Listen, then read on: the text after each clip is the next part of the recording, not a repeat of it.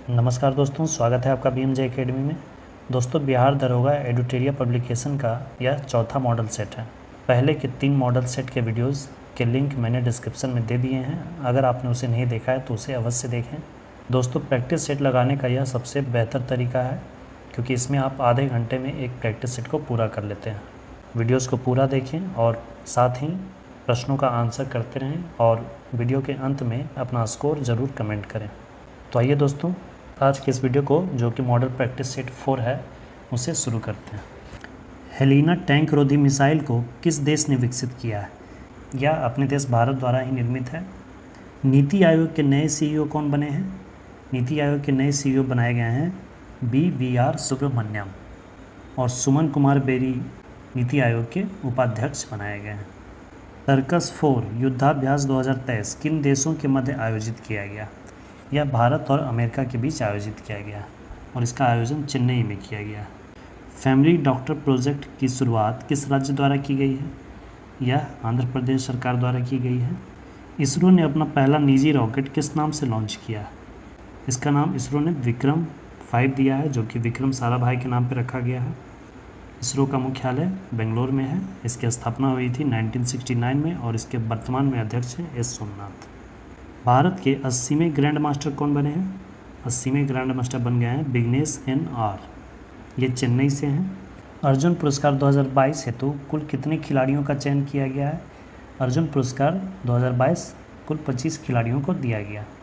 पद्म भूषण 2023 से सम्मानित श्री कमलेश D पटेल का संबंध किससे है? इनका संबंध अध्यात्म से है। 5वां खेलो इंडिया यूथ गेम्स 2023 का शुभंकर क्या है? इसका शुभंकर है आशा। आयोजन मध्य प्रदेश में किया गया, और इस खेल में विजेता रहा महाराष्ट्र। पुस्तक तुम पहले क्यों नहीं आए के लेखक कौन है? इसके लेखक हैं कैलाश सत्यार्थी। नए संसद भवन का डिज़ाइन किस कंपनी ने? इसका डिज़ाइन किया है HCP प्रोजेक्ट, और इसका निर्माण किया जा रहा है टाटा प्रोजेक्ट लिमिटेड द्वारा, और डिज़ाइन किया है HCP प्रोजेक्ट ने। सभी गाँवों में ऑप्टिकल फाइबर बिछाने का लक्ष्य कब तक रखा गया है? ये लक्ष्य रखा गया है 2025 तक। सियोल शांति पुरस्कार 2022 से किसे सम्मानित किया गया है?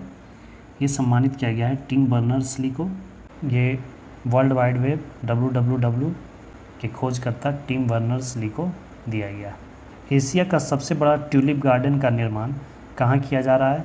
ये किया जा रहा है श्रीनगर में। जुआरी ब्रिज जो हाल के दिनों में चर्चा में रहा, कहाँ है? ये गोवा में स्थित है। किस IIT ने वाटर Q5 री इमेजिंग एजुकेशन अवार्ड जीता है?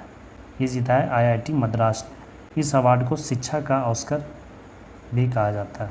रक्षा मंत्रालय ने किसके साथ डोर्नियर विमान खरीदने हेतु समझौता किया है? रक्षा मंत्रालय ने HAL के साथ ये समझौता किया है, हिंदुस्तान एरोनॉटिक्स लिमिटेड। इसकी स्थापना हुई थी 1940 ईस्वी में। हॉर्नबिल फेस्टिवल 2022 का आयोजन नागालैंड में किया गया। इसके उद्घाटनकर्ता कौन है? इसका उद्घाटन किया गया जगदीप धनखड़ के द्वारा। जगदीप धनखड़ वर्तमान उपराष्ट्रपति हैं, राज्यसभा के सभापति। जनवरी 2023 में भारतीय वायुसेना का कौन सा लड़ाकू विमान दुर्घटनाग्रस्त हो गया? सुखोई 30 और मिराज 2000, ये दोनों ही वायुयान अभ्यास के दौरान दुर्घटनाग्रस्त हो गए। मलेशियाई ओपन 2023 बैडमिंटन का खिताब पुरुष एकल में किसने जीता? ये जीता है विक्टर एक्सेल्सन ने। महिला T20 वर्ल्ड कप 2022 का खिताब ऑस्ट्रेलिया ने किसे हराकर जीता? ऑस्ट्रेलिया और दक्षिण अफ्रीका के बीच फाइनल मैच हुआ था, जिसमें कि ऑस्ट्रेलिया ने दक्षिण अफ्रीका को हराकर ये खिताब जीता। मिस अर्थ 2022 का खिताब किसने जीता है? ये जीता है मिन सू चोई ने। ये साउथ कोरिया की हैं।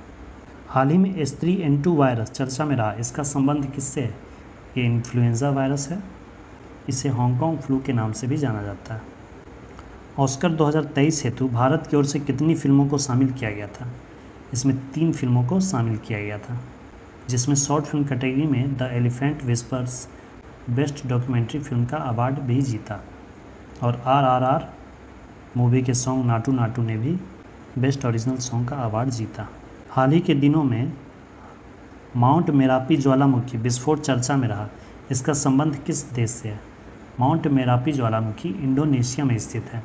यह एक सक्रिय ज्वालामुखी है। बाब अल मंडेब जल संधि किसे जोड़ती है? यह हिंद महासागर और लाल सागर को जोड़ती है। निम्नलिखित में कौन सी भारत की नवीनतम पर्वत श्रेणी है? हिमालय है, जिसे हिमाद्री कहते हैं।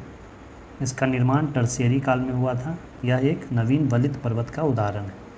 मोर एवं पूर्णा किसकी सहायक नदी है? यह ताप्ती की सहायक नदी है। निम्नलिखित में कौन कोर इंडस्ट्रीज़ का उदाहरण है? कोर इंडस्ट्रीज़ कोयला, विद्युत, पेट्रोलियम, ये सभी। कोर इंडस्ट्रीज़ वैसे इंडस्ट्रीज़ को कहा जाता है, वैसे उद्योग को कहा जाता है जिस पर दूसरे उद्योग डिपेंड करते हैं। जैसे कोयला का खनन नहीं होगा तो फिर बहुत सारा काम रुक जाएगा, विद्युत भी नहीं बन पाएगा क्योंकि विद्युत निर्माण कोयला से ही होता है। पेट्रोलियम नहीं होगा तो ट्रांसपोर्टेशन बंद हो जाएगा और भी बहुत सारे काम बंद हो जाएंगे। तो ये सब कोर इंडस्ट्री है। ये सब इंडस्ट्रीज, दूसरी जो इंडस्ट्रीज़ है वो इन चीज़ों पर ही डिपेंड करते हैं, इन इंडस्ट्रीज़ पे ही डिपेंड करते हैं। कोर इंडस्ट्री में इसके अलावे कोयला, विद्युत, पेट्रोलियम के अलावे इस्पात उद्योग और सीमेंट उद्योग भी आते हैं। बोडो जनजाति कहाँ निवास करते हैं? बोडो जनजाति गारो पहाड़ी में निवास करते हैं। निम्नलिखित में कौन भारत का सबसे ऊंचा जलप्रपात है? भारत का सबसे ऊंचा जलप्रपात कुंचिकल जलप्रपात है। इसकी ऊंचाई 455 मीटर है। यह कर्नाटक में वराही नदी पर स्थित है। भारत के किस द्वीप का उद्गम ज्वालामुखी से हुआ है? वह है बैरन द्वीप। बैरन द्वीप भारत का एकमात्र सक्रिय ज्वालामुखी है। किस भारतीय राज्य की सीमा बांग्लादेश से नहीं लगती? मणिपुर की सीमा बांग्लादेश से नहीं लगती है। अरुणाचल प्रदेश, नागालैंड और मणिपुर, इनकी सीमा बांग्लादेश से नहीं लगती है। निम्न में से कौन सी एक संवैधानिक संस्था नहीं है? इसका उत्तर होगा मानवाधिकार आयोग। मानवाधिकार आयोग एक संवैधानिक निकाय नहीं है। इसका गठन मानवाधिकार संरक्षण अधिनियम 1993 के द्वारा किया गया था। निम्न में से कौन वित्त आयोग द्वारा की गई प्रत्येक सिफारिश को संसद के प्रत्येक सदन के समक्ष रखवाएगा? यह शक्ति भारत के राष्ट्रपति के पास होती है। राष्ट्रीय आपातकाल की घोषणा को स्वीकृति हेतु संसद के समक्ष रखा जाना आवश्यक है 1 माह के अंदर। अगर राष्ट्रीय आपात की घोषणा की गई है तो 1 माह के अंदर यह आवश्यक है कि संसद से स्वीकृति ले ली जाए। अगर संसद से स्वीकृति नहीं मिलेगी तो आपातकाल समाप्त हो जाता है। दोस्तों, ये सब टॉपिक मैंने भारतीय संविधान, इंडियन पॉलिटी के अंतर्गत राष्ट्रपति की शक्तियाँ में इन टॉपिक्स पे मैंने चर्चा की है। चैनल के प्लेलिस्ट में आप जाकर इन वीडियोस को देख सकते हैं। आपको उन वीडियोस से निश्चित ही लाभ मिलेगा। इसलिए दोस्तों, चैनल के प्लेलिस्ट को एक बार ज़रूर देखें। राज्य सरकारों को कृषि आय कर कौन नियत करता है? भारत के संविधान में ही वर्णित है। संविधान के 7वीं अनुसूची के तहत राज्य सूची में प्रविष्टि 46 के तहत कृषि आय पर कर का उल्लेख किया गया है। भारत के संविधान में किस अनुच्छेद में करों को केंद्र द्वारा लगाया एवं एकत्रित किया जाता है तथा केंद्र और राज्यों के मध्य वितरित किया जाता है? ये है अनुच्छेद 270 में। अनुच्छेद 270 के तहत यह प्रावधान है कि संघ सूची में निर्दिष्ट सभी कर और शुल्क भारत सरकार द्वारा लगाए और एकत्रित किए जाएंगे तथा इन्हें संघ और राज्यों के मध्य वितरित किया जाएगा। केंद्र और राज्य संबंधों से संबंधित सरकारीय आयोग, यह भी प्रश्न आता है कि सरकारीय आयोग किससे संबंधित थी, तो उसका उत्तर होगा केंद्र और राज्य संबंध। केंद्र और राज्य संबंधों से संबंधित सरकारीय आयोग ने अपना प्रतिवेदन किस वर्ष प्रस्तुत किया था? यह 1988 में अपना रिपोर्ट दिया था। निम्न में से कौन सी एक याचिका अधीनस्थ न्यायालयों की कार्य पद्धति का परीक्षण करती है? यह उत्प्रेषण एवं प्रतिषेध। उत्प्रेषण एवं प्रतिषेध याचिकाएं अधीनस्थ न्यायालयों की कार्य पद्धति का परीक्षण करती है। कार्यकारी न्यायाधीशों की नियुक्ति की जाती है उच्च न्यायालय में। ऊर्जा का नवीकरणीय स्रोत कौन सा नहीं है? ये नहीं है कोयला। कोयला अनवीकरणीय स्रोत है, इसे पुनः प्राप्त नहीं किया जा सकता है, यानी कि जो लिमिटेड स्रोत हैं जैसे कोयला, पेट्रोलियम। अंतर्राष्ट्रीय योग दिवस कब मनाया जाता है? ये मनाया जाता है 21 जून को। प्रो कबड्डी लीग की शुरुआत कब हुई थी? इसकी शुरुआत हुई थी 2014 से। निम्नलिखित में से वायुमंडल किसकी सघनता में वृद्धि से अधिकतम ग्लोबल वार्मिंग हो सकती है? इसका उत्तर होगा कार्बन डाइऑक्साइड। ग्रीन हाउस प्रभाव के लिए सर्वाधिक उत्तरदायी गैस कार्बन डाइऑक्साइड ही है। क्ले कोर्ट और हार्ड कोर्ट शब्द किस खेल से संबंधित है? यह लॉन टेनिस से संबंधित है। यूएस ओपन और ऑस्ट्रेलियन ओपन हार्ड कोर्ट पर खेले जाते हैं और फ्रेंच ओपन क्ले कोर्ट पर खेला जाता है, लाल मिट्टी पर। और विंबलडन ओपन घास पर खेला जाता है, हरी हरी घास के कोर्ट पर खेला जाता है। भारत में शेयर बाजारों के लिए मुख्य नियंत्रक का कार्य कौन करता है? शेयर बाजार का मुख्य नियंत्रक का कार्य करता है SEBI, security exchange board of India. इसकी स्थापना हुई थी 1988 में और इसका हेडक्वार्टर है मुंबई। CBFC का पूर्ण रूप क्या है? CBFC का फुल फॉर्म होता है central board of film certification, जिसे कि सेंसर बोर्ड कहते हैं। निम्नलिखित में से किसने ग्रामीण गरीबी उन्मूलन के लिए पूरा मॉडल अपनाने की वकालत की थी? पूरा मॉडल दिया था डॉक्टर APJ अब्दुल कलाम ने। पूरा का फुल फॉर्म होता है provision of urban amenities to rural areas. देश तथा उसके राजधानी के संबंध में कौन सा विकल्प गलत है? वेनेजुएला की राजधानी कराकस, रोमानिया की बुखारेस्ट, बारबाडोसा की ब्रिज टाउन, गैबन की राजधानी होती है लिब्रेविले। भारत के किस राज्य में मोत्सू महोत्सव मनाया जाता है? मोत्सू महोत्सव मनाया जाता है नागालैंड में। हॉर्नबिल फेस्टिवल भी नागालैंड में ही मनाते हैं। चोल साम्राज्य का सर्वाधिक विस्तार किस शासक के समय हुआ था? यह हुआ था राजेंद्र प्रथम के समय में। राजेंद्र प्रथम ने गंगैकोंड चोल की उपाधि धारण की थी। किस राष्ट्रकूट शासक ने एलोरा के पर्वतों को कटवाकर प्रसिद्ध कैलाश मंदिर का निर्माण करवाया था? ये करवाया था कृष्ण प्रथम ने। एलोरा के प्रसिद्ध कैलाश मंदिर का निर्माण कृष्ण प्रथम ने करवाया था। निम्न में से कौन सा वैदिक साहित्य नहीं है? वेद, उपनिषद, आरण्यक, ये सब वैदिक साहित्य हैं। पुराण की रचना बाद में हुई, तो पुराण वैदिक साहित्य नहीं है। महाविभास सूत्र की रचना किसने किया था? महाविभास सूत्र की रचना वसुमित्र ने की थी। वसुमित्र ने ही चतुर्थ बौद्ध संगति की अध्यक्षता की थी, जो कि कनिष्क के शासनकाल में कुंडलवन कश्मीर में संपन्न हुई थी। गुजरात का अंतिम हिंदू शासक कौन था जो अलाउद्दीन खिलजी की सेनाओं का मुकाबला किया? यह था कर्ण द्वितीय। यह बघेल वंश का अंतिम हिंदू शासक था जिसने अलाउद्दीन खिलजी की सेनाओं का मुकाबला किया था। दिल्ली सल्तनत के समय पेंशन विभाग को क्या कहा जाता था? पेंशन विभाग को कहा जाता था दीवान-ए-इस्तिहाक। दीवान-ए-मुस्तखराज वित्त विभाग को कहा जाता था। दीवान-ए-बंदगान दासों के संरक्षण के लिए, और दीवान-ए-अर्ज सैन्य विभाग को कहा जाता था। बहमनी साम्राज्य का संस्थापक कौन था? इसके संस्थापक थे अलाउद्दीन हसन शाह। वास्तविक नाम था हसन गंगू। इसने ही 1347 ईस्वी में बहमनी राज्य की स्थापना की और अलाउद्दीन हसन बहमन शाह के नाम से गद्दी पर बैठा और इसने अपनी राजधानी बनाई थी गुलबर्गा को। निम्न में से कौन सा कालक्रम के अनुसार सही है? रामानुजाचार्य, उसके बाद रामानंद, गुरु नानक, चैतन्य स्वामी। रामानुजाचार्य का जन्म हुआ था 1017 में, रामानंद का जन्म हुआ था 1299 में, गुरु नानक का जन्म हुआ था 1469 में और चैतन्य महाप्रभु का जन्म हुआ था 1486 में। जहांगीर के समय प्रमुख चित्रकारों के विषय में कौन सा कथन सत्य है? मंसूर जानवरों और फूलों के चित्र बनाने में निपुण था, ये सही है। अबुल हसन छवि चित्रकार था, ये भी सही है।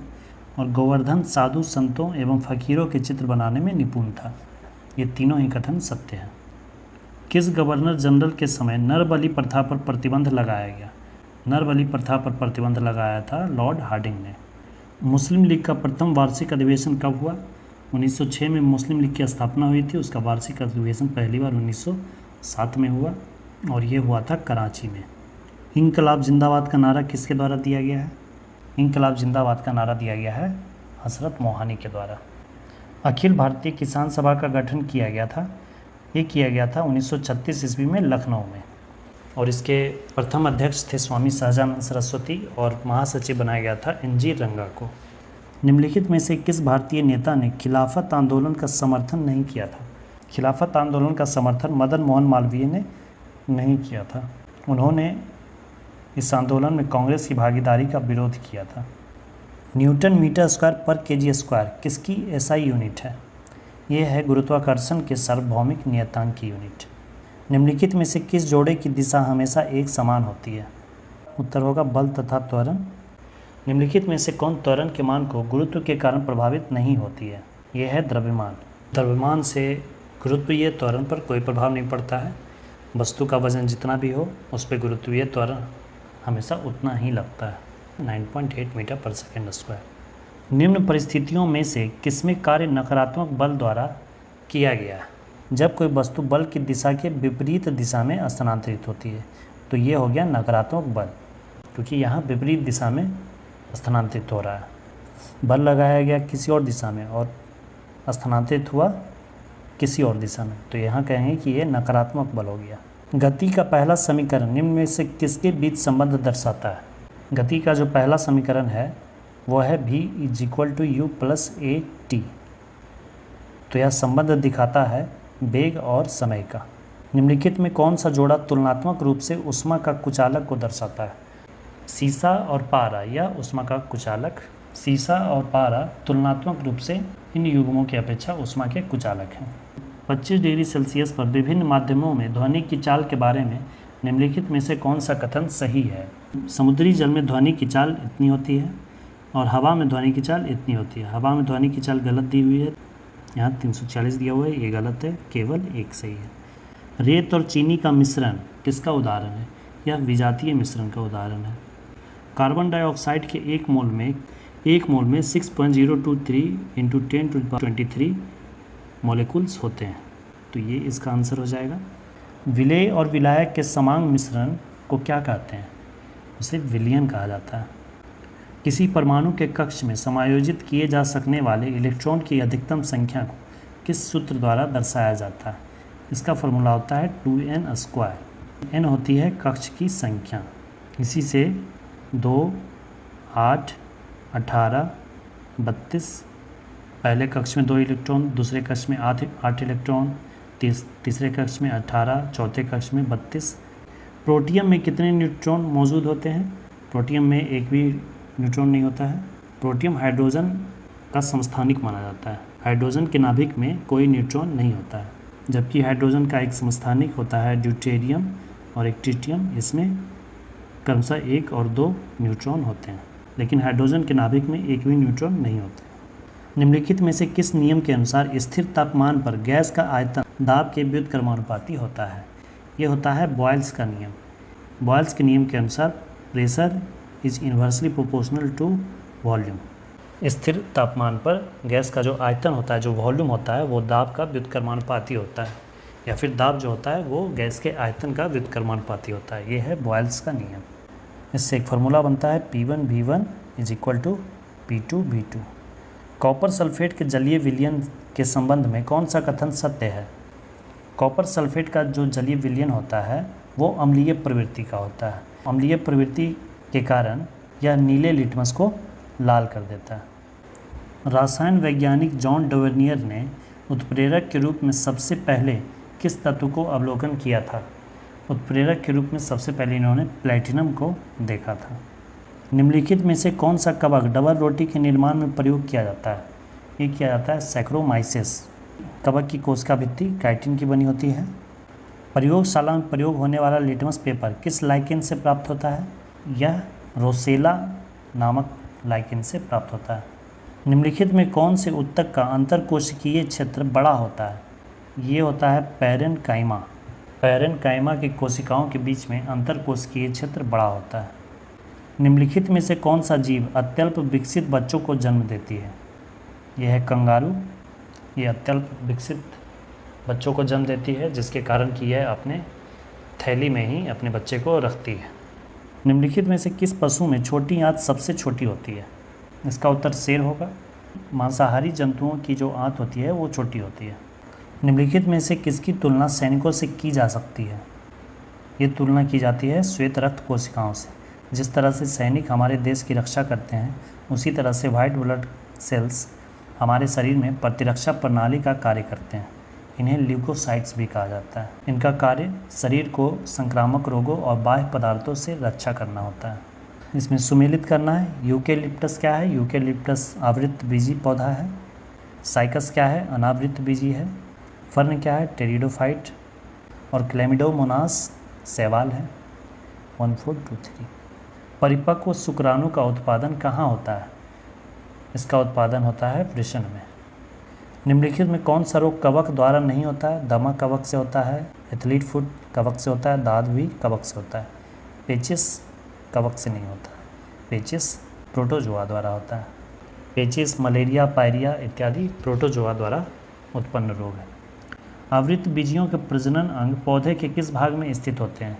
आवृतबीजियों के प्रजनन अंग फूलों में स्थित होते हैं। सस्टेनेबल डेवलपमेंट सॉल्यूशन नेटवर्क द्वारा जारी विश्व खुशहाली रिपोर्ट कितने मानक आधार पर की जाती है? इसके लिए कुल 6 मानक आधार होते हैं, जिनमें से प्रति व्यक्ति आय, सामाजिक सहयोग, स्वस्थ जीवन प्रत्याशा, जीवन विकल्पों के चयन की स्वतंत्रता, उदारता और भ्रष्टाचार, कुल 6 मानक आधारों पर इसकी गणना की जाती है। न्यूनतम आवश्यकता कार्यक्रम तथा काम के बदले अनाज कार्यक्रम का संबंध किस पंचवर्षीय योजना से है? यह 5वीं पंचवर्षीय योजना में किया गया था। इस योजना में पहली बार गरीबी और बेरोजगारी पर ध्यान दिया गया था और इसी योजना में 20 सूत्री कार्यक्रम की शुरुआत की गई थी 1975 में। आय के वितरण में व्याप्त विषमताओं को प्रदर्शित करने वाले वक्र को क्या कहते हैं? उसे कहते हैं लॉरेंज वक्र। लॉरेंज वक्र आर्थिक विषमताओं का मापक होता है। निम्नलिखित में से किस समिति का संबंध हथकरघा के विकास से है? हथकरघा के विकास से संबंधित समिति है मीरा सेठ समिति। सरकारिया समिति केंद्र राज्य संबंध से है। भंडारी समिति क्षेत्रीय ग्रामीण बैंकों से संबंधित है और महाजन समिति चीनी उद्योग से संबंधित समिति थी। भारतीय औद्योगिक पुनर्निर्माण बैंक की स्थापना कब की गई थी? इसकी स्थापना हुई थी 1985 ईस्वी में। अब आगे के 5 प्रश्न गणित से हैं, आइए अभी इन्हें देखते हैं। श्रेणी 5, 20, 80 डॉट में कितने पद हैं? ये देखिए दोस्तों, ये सीक्वेंसेज एंड सीरीज़ का प्रश्न है। तो ये जो श्रेणी दिया हुआ है ये गुणोत्तर श्रेणी का उदाहरण है। समानांतर श्रेणी में क्या होता है कि 2 अंकों के बीच का जो अंतर है, डिफरेंस है, वो बराबर होता है, लेकिन गुणोत्तर श्रेणी में 2 अंकों के बीच का जो अनुपात होता है वो बराबर होता है। यानी कि अगर उसे डिवाइड करेंगे तो जो भागफल आएगा वो बराबर होना चाहिए। जैसे यहाँ देखिए 5 गुना 4 20, 5 चक 20, फिर 20 चक 80, फिर 8 चक 32, तो यहाँ 320 होगा। तो इसी तरह से ये आगे बढ़ता जाएगा। तो यहाँ जो है मल्टीप्लाई 4 होते जा रहा है। ये गुणोत्तर श्रेणी का उदाहरण है। आइए इसे सॉल्व करते हैं। कि जो सबसे पहला पद दिया हुआ है उसे a मानते हैं, तो a का मान यहाँ 5 हो गया, a = 5। और जो डिफरेंस आ रहा है, कॉमन रेशियो जो आ रहा है, उसे r कहते हैं। रेशियो कितना है? 5 चक 20, 20 चक 80, यानी कि 4 मल्टीप्लाई होते जा रहा है। और ये जो सबसे लास्ट टर्म है इसे कहते हैं tn, nth term. nth term यहाँ दिया हुआ है 5120। अब tn का एक फार्मूला होता है गुणोत्तर श्रेणी का, एरिथमेटिक प्रोग्रेशन का समानांतर श्रेणी का अलग फार्मूला होता है। उसमें होता है tn = a + n-1 × d। d होता है कॉमन डिफरेंस, 2 संख्याओं के बीच का अंतर, सब्ट्रैक्शन। और यहाँ tn = होता है a × r⁻n-1 = ये दिया हुआ है 5120। अब यहाँ देखिए a का वैल्यू क्या है? a की वैल्यू है यहाँ पे 5, r की वैल्यू कितनी है? r की वैल्यू है 4, और n होती है पदों की संख्या। तो इसमें वही तो पूछा जा रहा है कितने पद हैं, यानी कि पदों की संख्या कितनी है, वही तो हमें निकालना है। तो n का मान यहाँ पे n ही रहने देंगे और यहाँ हो जाएगा 5120। अब इसे देखिए हम सॉल्व करेंगे। 5 से इसे डिवाइड हम कर देंगे, 4⁻n-1, और इधर 4 इसे 5 भी हम लिख सकते हैं। 4 को अगर 5 बार हम गुना करेंगे तो 1024 आ जाएगा। अब इस तरह का अगर दिया हुआ रहे, घातांक और करनी में आपने पढ़ा होगा कि अगर बेस सेम है और इक्वल है तो फिर हम पावर को इक्वेट कर सकते हैं। बेस कैंसिल हो जाएगा और पावर इक्वल हो जाएगा। पावर कितना है? n-1, और इधर पावर कितना है? 5। तो n = क्या हो जाएगा? 6। तो इसमें पदों की संख्या कितनी हो जाएगी? 6। आंसर इसका 6 हो जाएगा। आइए दूसरा प्रश्न देखते हैं। बिना रुके एक आदमी किसी निश्चित दूरी को 42 किलोमीटर प्रति घंटा की औसत चाल से तय करता है और रुक कर उसी दूरी को 28 किलोमीटर प्रति घंटा की औसत चाल से तय करता है। तो ज्ञात करें कि वह प्रति घंटे कितने मिनट रुकता है। मान लीजिए कि उसे ये x दूरी तय करनी थी। केस फर्स्ट, वह कहीं भी रुकता नहीं है, वह बिल्कुल चलता है और इस तरह से उसे 42 किलोमीटर प्रति घंटा की औसत चाल से वह इस दूरी को तय करता है। तो देखिए समय उसे कितना लगा। समय बराबर क्या होता है? दूरी बटा चाल। चाल कितना है उसका? 42 किलोमीटर प्रति घंटा। इतना समय उसको लग गया। दूसरे केस में समय कितना लगा? दूरी तो यक्स किलोमीटर ही तय किया उसने, लेकिन औसत चाल उसकी घट गई है। औसत चाल हो गई है 28। समय कितना हो गया? यक्स बटा 28 घंटा, ये समय उसको लगा है। अब इसका डिफरेंस निकालिए कि उसे कितना ज़्यादा समय लगा इसमें। डिफरेंस क्या हो जाएगा? यक्स बटा 28 माइनस यक्स बटा 42, यानी कि यक्स बाई 84, ये डिफरेंस आ गया इसका। इतना समय इसको ज़्यादा लगा है। इसे हम मिनट में चेंज कर लेंगे, तो यक्स गुना 60 बटा 84, टोटल टाइम उसे लगा था यक्स बटा 28 घंटा। अब देखिए यहाँ पर एक सोचने की बात है कि मान लीजिए 3 घंटा का अगर सफ़र किसी ने तय किया है और उस 3 घंटे के सफ़र में वह 30 मिनट के लिए, यानी कि 30 मिनट वो एक्स्ट्रा समय लिया है ना, 30 मिनट एक्स्ट्रा समय लिया, तो अगर प्रत्येक घंटे के लिए निकाला जाए कि प्रत्येक घंटा उसने कितना समय लिया, तो क्या करेंगे?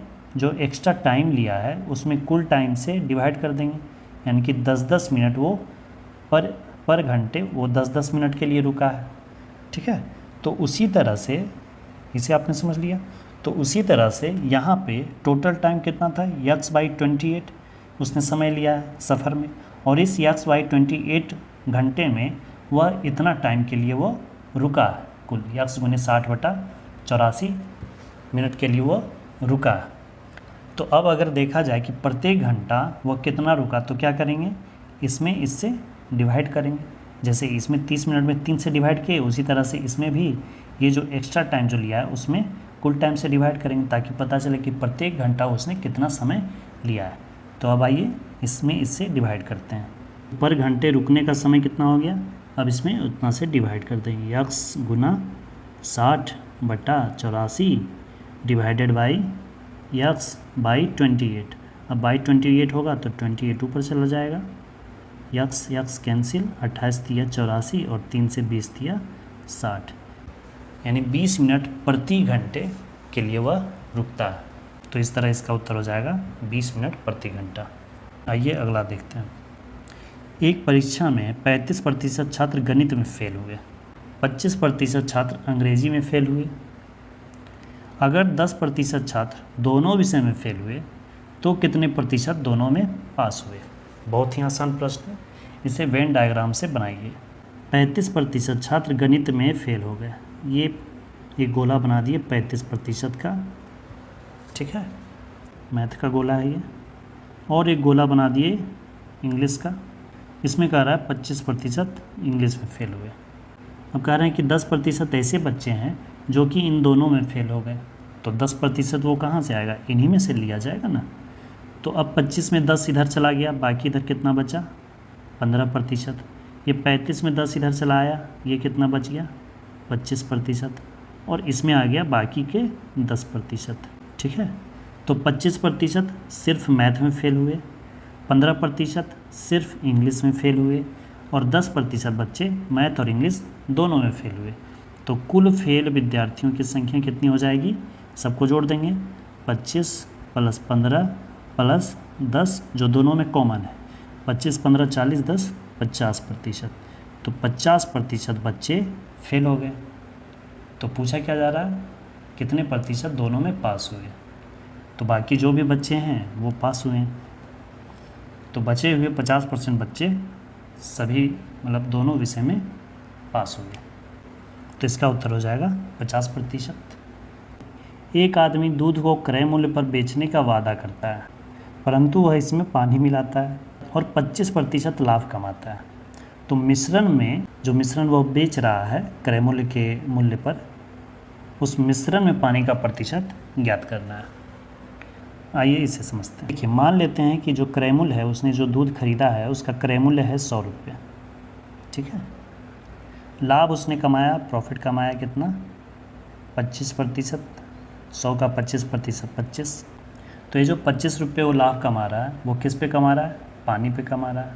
यानी कि वो जो मिश्रण बनाया 100 रुपये में, वो जितना भी दूध खरीदा है, ठीक है, 100 रुपये में वो जितना भी दूध खरीदा है उसमें वो 25 रुपये का पानी मिला रहा है, ठीक है। तो पानी और दूध का रेशियो क्या हो जाएगा? 4:1। यानी कि जो मिश्रण वो बेच रहा है, ठीक है, उस मिश्रण को अगर 5 भाग में बांट दिया जाए तो उस मिश्रण का 4 भाग में दूध होगा और 1 भाग उसका पानी होगा। अब इस मिश्रण में पानी का प्रतिशत ज्ञात करना है। पानी कितना भाग है? 1 भाग। और कुल भाग कितना है? 4 + 1 5, और उसमें प्रतिशत यानी गुना 100, तो 20 × 5 100, 20 × 1 20, तो पानी का प्रतिशत मात्रा कितना हो गया? 20। तो इसका उत्तर हो गया 20%। अंतिम प्रश्न है, ए 3/4 समय में बी से आधा काम करता है। प्रश्न कह रहा है कि बी कोई काम जितने समय में करता है, ए उसका आधा काम उसके 3/4 समय में करता है, और दोनों साथ मिलकर उस काम को 18 दिन में पूरा करते हैं, तो बी अकेला उसे कितने दिन में पूरा करेगा? मान लेते हैं कि बी जो है एक काम को, एक वर्क को x दिन में करता है, ठीक है। तो ए इसी का आधा काम 1/2 काम कितना समय में करेगा? कह रहा है 3/4 समय में, यानी कि 3x/4 डे में करेगा वो काम। तो इसलिए ए एक काम को, आधा काम को किया इतना समय में, तो एक काम को कितना समय में करेगा? इसमें 2 गुना हो जाएगा, तो 3x/4 × 2, 2 × 2 = 4 कट जाएगा, तो क्या बचेगा? 3x/2 days.